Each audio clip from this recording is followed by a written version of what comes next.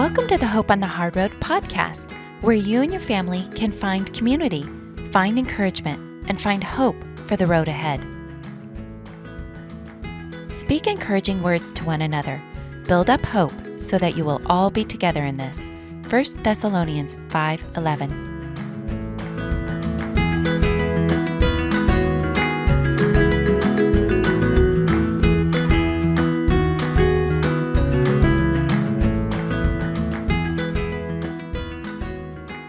Welcome back to part 2 of 2 episodes on marriage in our family series. Today we're talking about investing in your marriage. These episodes come from a recording of our Marriage in the Midst presentation at last year's date night. For more on this presentation, head over to our store at hopeonthehardroad.org, where you can purchase the entire event video for just $5 today. Let's listen in as we join today's podcast.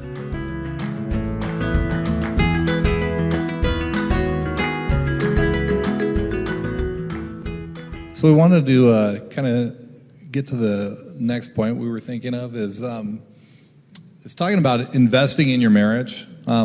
Being here right now, you guys are all conscious of doing that and working on it. But we really think marriage is the bind that or the tie that the bind that ties. Yeah, there it is. No, the tie that binds. See, laugh at yourself. There it is. Example right there. The tie that binds. It was really what holds the marriage together. And the family. So, as parents, it's instinctual to care for our child and be all about that, right? But our spouse needs time, and they need effort, and they need our energy, and they need us to invest in them.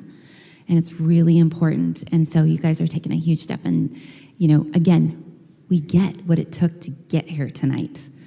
So just to do this tonight is, bravo, because it's huge, and we know it takes a lot to get here. So, but yes, it's the tie that binds. It's you guys have probably heard it. It's like the triangle, right? So God, and then the husband and the wife, and then the kids are all under that. And sometimes we get that flipped upside down and all around. But it's so important to invest in your marriage with your spouse. So we're glad you guys are here. And again, it's like when you take care of yourself.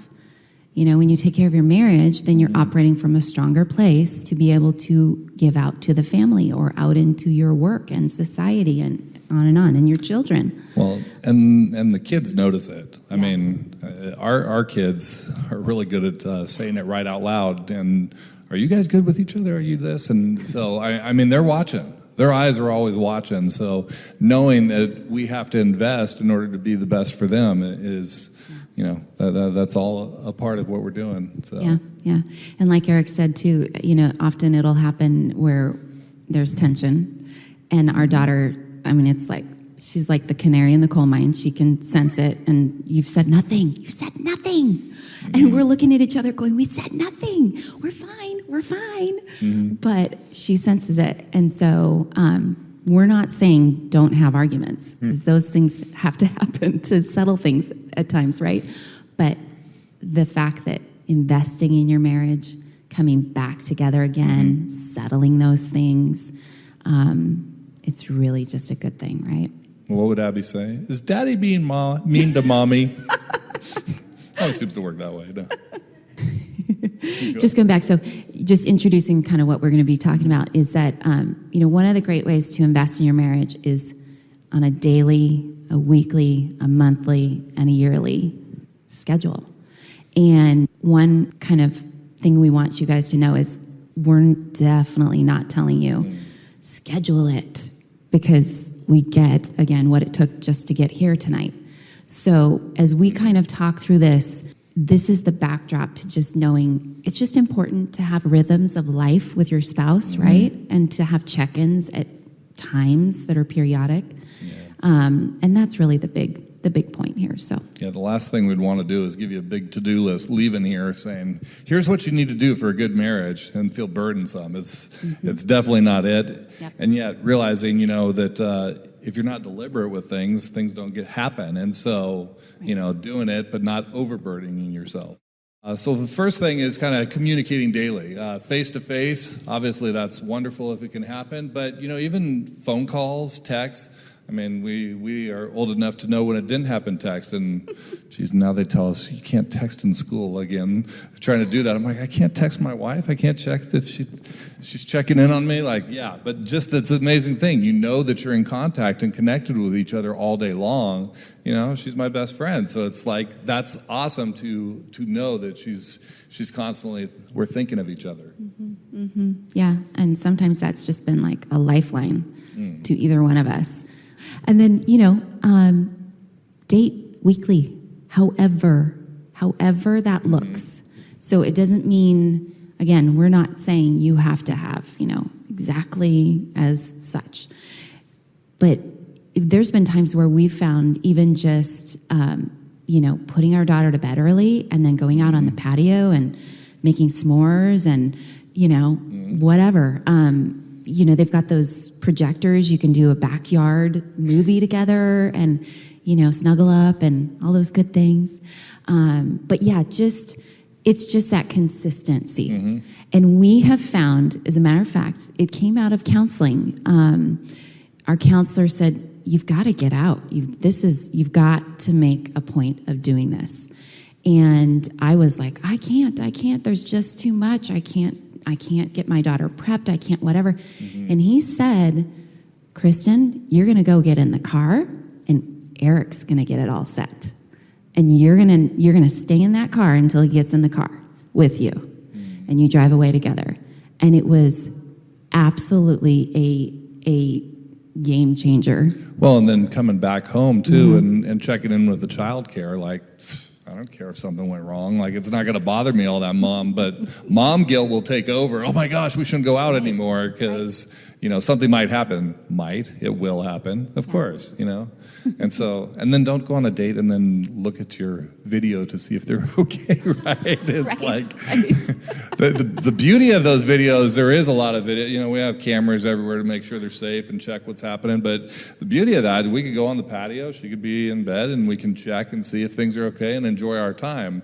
But you don't want it also to be a vice where, you're on date night, let's make sure we check in. If somebody's watching, that's what's set up, You got to take the advantage of the time that you have with each other, And even if and we've talked about, we bought another minivan when we had to, so that she could be in the back seat, watch a video, and so many times, respite, like it disappeared in 2020,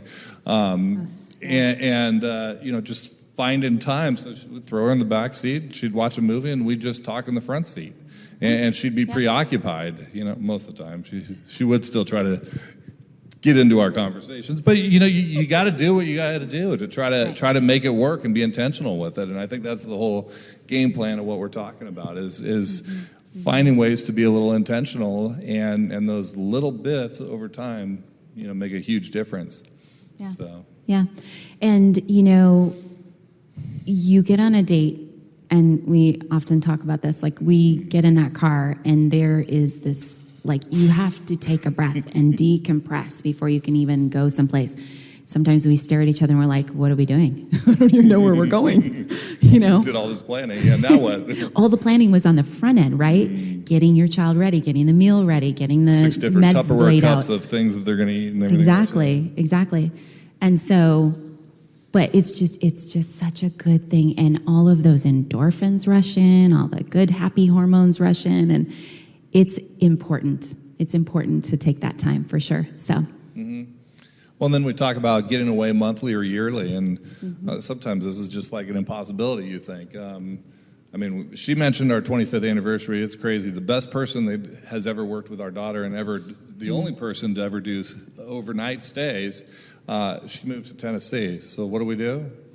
We're coming up on 25 years. We're flying her out from Tennessee to have her watch us, because you do what you got to do. I'm like, it's like, it's and I'll speak to that because, like, for me as a mom, I can completely trust, and that's huge. And I can just release and relax and be with him mentally, emotionally, everything. So, yeah. That's the lengths we've had to go to at times. So yeah, and marriage? I mean, do people get to the extent to what we have to do to try to do those things? Yeah, and we know you guys do. it's not always realistic. Like to get a day away or something like that. To have us spend the night. We went for a long stretch and have gone for long stretches without it. But if you get the opportunity, like, don't feel the guilt that, what's going to happen? Like, take the opportunity when you can get it and just trust that God gave you that opportunity. I could be a penny pincher and say, fly her out from Tennessee? You sure, hon? What about what is it? I mean, we got to live. This is God opens an opportunity, you do it. Yeah. So, and trust that He'll figure out the resources to provide for those situations, because this is important. Right. Exactly. And, again, he kind of mentioned it. It can even just be an extended day. I mean, he's taken off work, I've taken off work, and then we've just gone to San Diego for the day. And it's incredible. Like, it's just the best thing ever. So we recommend that as well, just any way that you can do it. And don't feel guilty. Like, I take a day off thing. And it's like, it's been a long time since we've connected. I'm like, okay, the kids will be okay at school, right? And our daughter is at school year round, so that's one time we know we can have trusted care, and it's like, we need to spend some time and get away. And I mean, we live in San Diego, so it's amazing to be able to get away in a half hour, and it breathes life into you. And so, do what you can do, within the realm, and don't feel guilty when you do it. That's for sure. That's it. So Ecclesiastes 4:9-10 says, 2 are better than 1 because they have a good return for their labor. If either of them falls down, one can help the other up. I just love that verse. And, again, in summary, just when you invest in your marriage, in increments of time and consistency, it essentially compounds. And it's a good thing. So we have another question for you guys. So, what is one way you can invest in your marriage? Daily, weekly, monthly, or yearly? How can you put that into practice as you guys are thinking about that and reflecting here?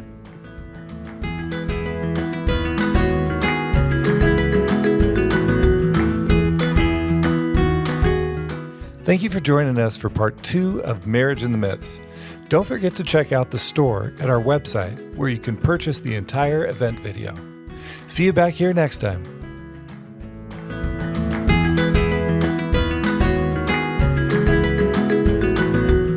Resources and contact information for today's podcast will be included in the show notes. If you enjoyed this podcast, please share us with others and be sure to follow us so you won't miss an episode. And we'd love to hear from you, so please leave us a comment or rating and connect with us on social media or on our website at hopeonthehardroad.org.